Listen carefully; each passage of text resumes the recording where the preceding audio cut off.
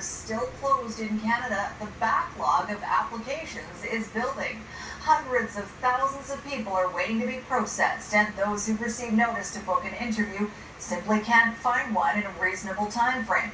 That's forcing one BC family to go to extreme lengths to get out of the slow lane. Richard Zussman reports.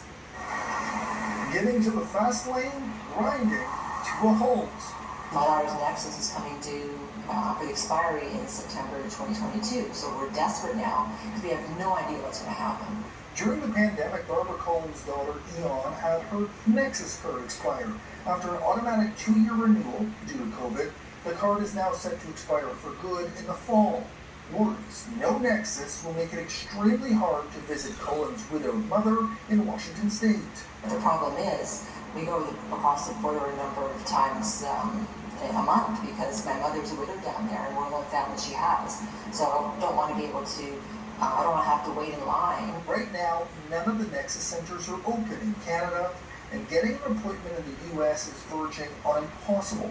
So out of desperation, Collins booked the one appointment she could find, meaning in September she will be flying with her daughter from Vancouver to Winnipeg, driving across the border to tiny War Road, Minnesota, conducting the renewal appointment, then driving back to Winnipeg before flying home. What I'm even worried about is she gets to interview, and they have about 2 weeks to now approve it. So what if they don't even approve after the interview? I'm not even sure it's going to work, so it might just be money down the drain.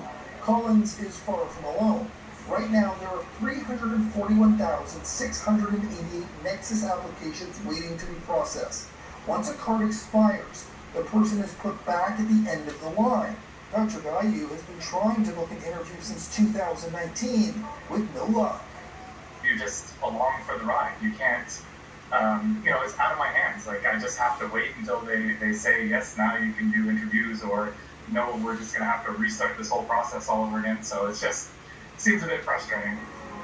One of the main reasons Canadian renewal centers are not open is because of a dispute between the U.S. and Canada.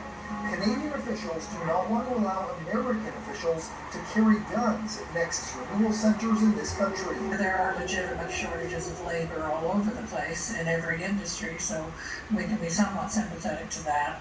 But having some kind of dispute like this keep offices closed just makes no sense to me. I just Googled Back to Collins, she has one more complication. Like many, they're still waiting on a passport, hoping Eons arrives just before their planned trip. Richard Zussman, Global News, Victoria.